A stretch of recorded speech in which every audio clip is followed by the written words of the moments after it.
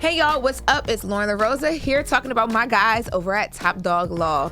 Now you've heard the name, you've seen them around, and if you've ever been in a car accident, slip and fall, or even a worksite injury, you already know the move. Top Dog Law is where you call to get every dollar you deserve.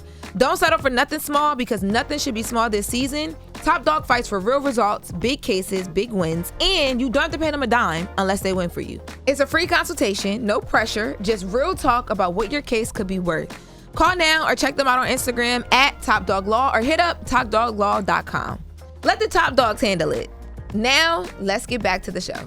LL Cool Bay. Good morning. Big Tamron Hall star. What's happening? You wanted to say something about the lash so bad. No, I didn't. Okay. What's up? Nothing. Good morning, y'all. So, over the weekend, the Rock and Roll Hall of Fame 2025 inductees were inducted, and oh my God, it was a great ceremony. Lasted for about like 3 hours. But within the ceremony, Salt-N-Pepa and Outkast were inducted in. So of course, we want to take some time here to just go through the evening. So Salt-N-Pepa were inducted first, and they were inducted by Missy Elliott. Let's take a listen to Missy Elliott presenting or opening up their induction.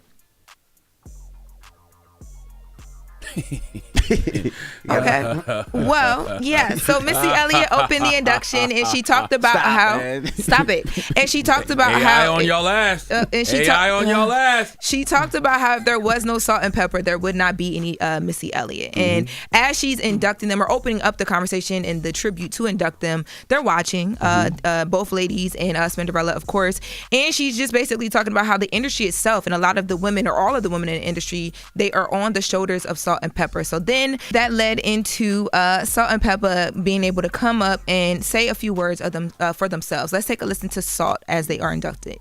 This is for every woman who picked up a mic when they told her she couldn't.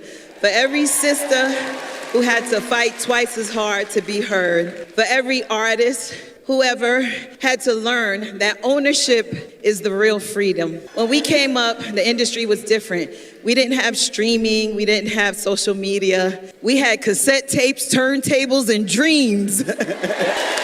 But even back then, we had to fight to be heard and to prove our worth. We're in a fight right now for our masters that rightfully belong to us. After 40 years, fans can't even stream our music. It's been taken down from all streaming platforms because the industry still doesn't want to play fair. We have to keep using our influence until the industry honors creativity the way the audience does, with love, respect, and fairness. Since when? Salt-N-Pepa music on Tidal? Is it on Tidal?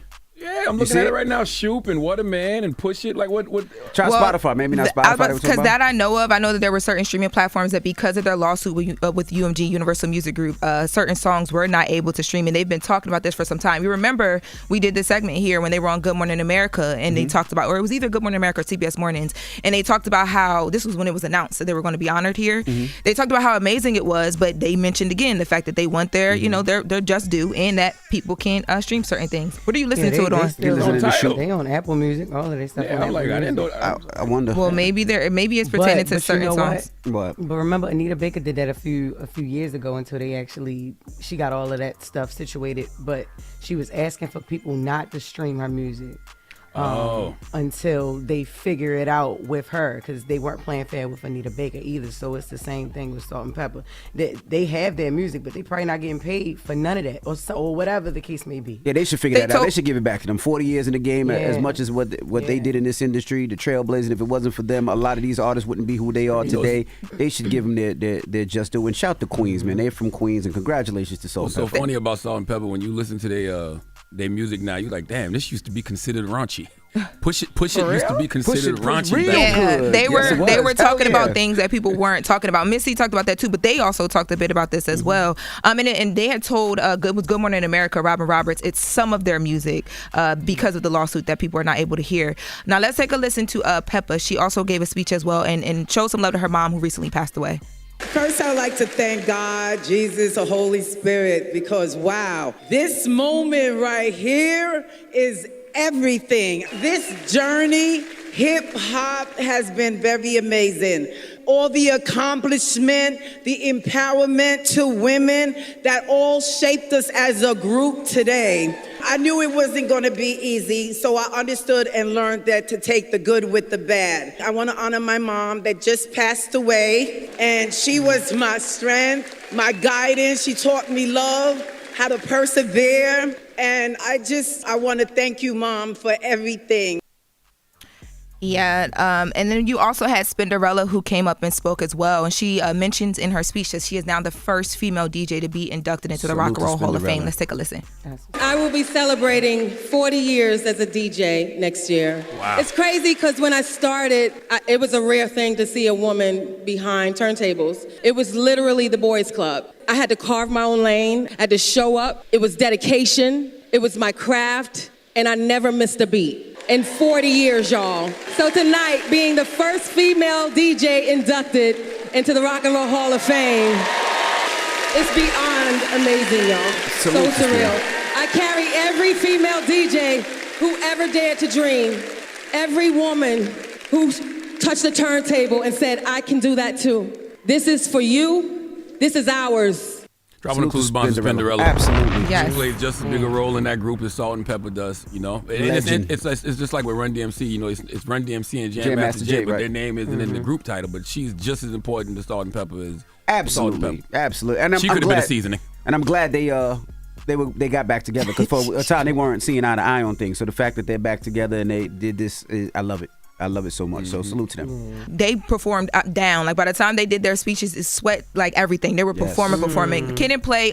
You heard it in the beginning of the audio. So they when the tribute first started, Kid and Play is on stage. They do the Kid and Play dance, and everybody's in the jackets. And you guys know that Kid. They did the dance. Yeah, they did the dance it was really quick. But they just opened it up, and you know their relationship and the designing of the jackets for the Push It music video. For those who don't know, they all used to work together. As yes. Kid and Play, Salt-N-Pepa, and Martin. Yes, Yes. And the jackets in the Push It music video Play did it, right? were designed by Play, but Yeah, they were Play did made at the Dapper Dam studio up in Harlem.